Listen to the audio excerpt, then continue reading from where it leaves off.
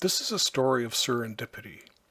It's an up-close account of the antecedents, evolution, and current state of practical participatory evaluation, or PPE.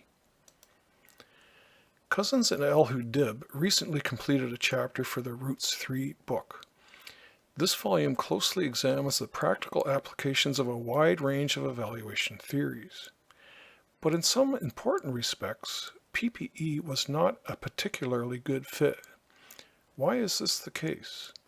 To understand, let's consider PPE's origins and evolution over time. In the early 80s, Cousins located on Canada's west coast, having completed his master's degree in experimental psychology in Ontario. His degree included some exposure to program evaluation theory and practice. In Vancouver, Cousins worked as a research officer at the University of British Columbia, but he also engaged in some contract work with the fledgling Columbia Center for the Treatment of Chronic Pain. At the center, he worked with a wide range of disciplinary specialists, psychiatrists, psychologists, physicians, nurses, biofeedback specialists, social workers, educators, and so forth, to develop a monitoring system. Really, it was his first collaborative project in the evaluation domain. After setting up the monitoring system, Cousins relocated to Toronto to pursue his PhD in educational measurement and evaluation. He studied at the Ontario Institute for Studies in Education, or OISE, a world-class graduate school affiliated with the University of Toronto. In the early stages of his doctoral program, much to his dismay, Cousins learned that the Columbia Center's monitoring system had completely collapsed. How could this be after having worked so closely with center staff to build it? This prompted Cousins to decide to invest heavily in evaluation utilization as a domain of inquiry for his thesis research.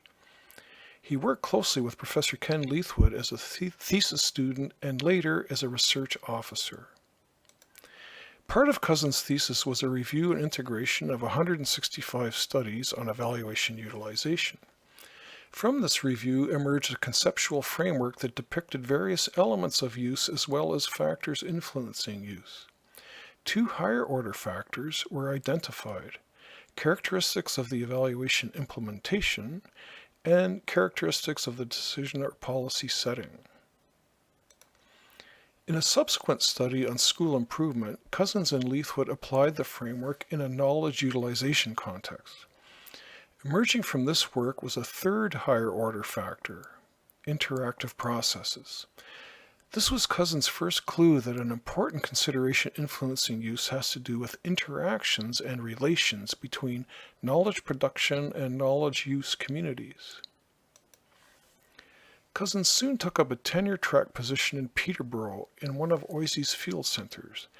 In that role, Cousins and colleagues worked within a wide region to help educators in about 8 school districts with challenges.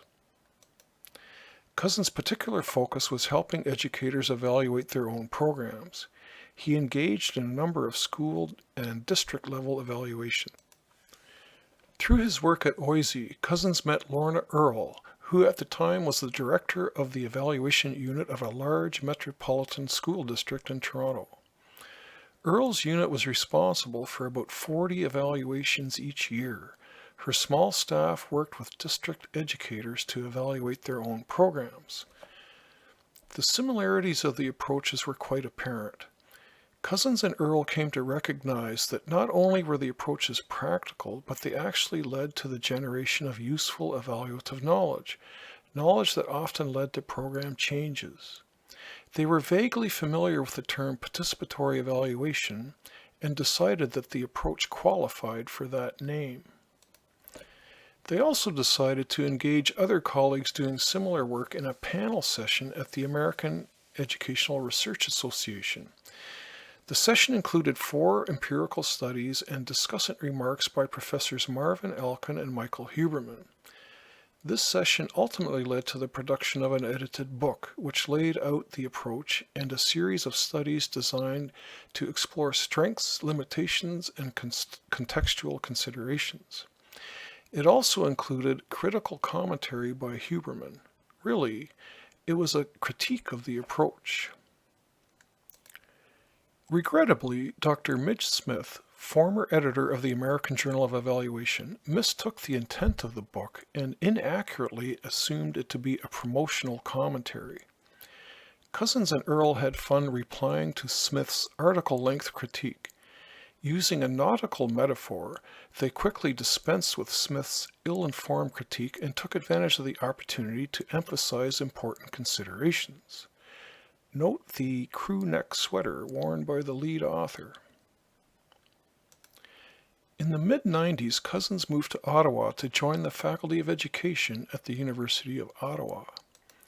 There he continued his work in evaluation, in research, teaching, and practice. In Ottawa, Cousins met Professor Elizabeth Whitmore from Carleton University, who invited him to co-author a chapter in her New Directions for Evaluation volume on participatory evaluation. In that chapter, published in 1998 and by far and away Cousins' most oft-cited contribution, the authors delineated two streams of participatory evaluation, one arising from international development and focusing on social justice and empowerment, the other grounded in program problem solving and improvement. The former was called transformative participatory evaluation, TPE. The latter was practical participatory evaluation, PPE. TPE had a history in international development dating back to the 70s. PPE was much more recent and emerged in North America. In the early 2000s, Christina Christie was completing her doctoral research at UCLA. Her research focused on exploring the connection between evaluation theory and practice and was conducted under the supervision of Professor Marvin Alkin. Using multidimensional scaling, Christie was able to locate 8 theorists of evaluation in two-dimensional space along methods proclivity and stakeholder involvement dimensions. Cousins, representing practical participatory evaluation, was one of those theorists. Christie's evidence revealed that many practicing evaluators' preferred approach was very much aligned with PPE. Alkin and Christie produced Evaluation Roots in 2004, a comprehensive compendium of evaluation theories. A second volume was published in 2009. A centerpiece of the Roots collection was the evaluation theory tree, where theorists were located on methods, valuing, and use branches, in accordance with their conceptual orientation. Cousins, by virtue of his work on PPE, was located on the use branch. In 2013, Alkin and Associates, mostly students, published a project focusing on the visual representation of evaluation theory. One of 3 theories selected for focus was PPE. The authors produced logic model representations of the selected theories and then sought validation from respective theorists.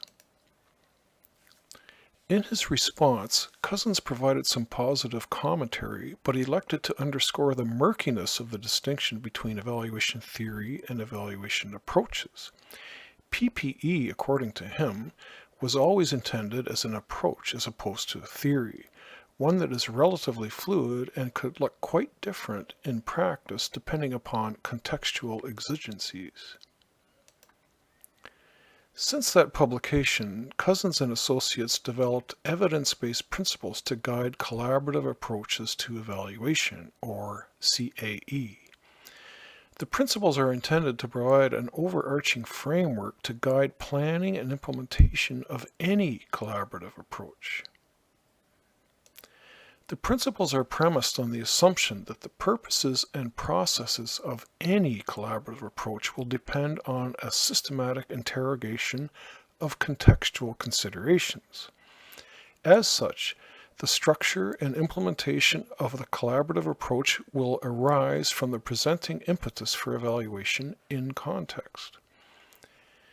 The authors are therefore disinclined to delineate particular collaborative approaches and the promotion of specific a priori collaborative models.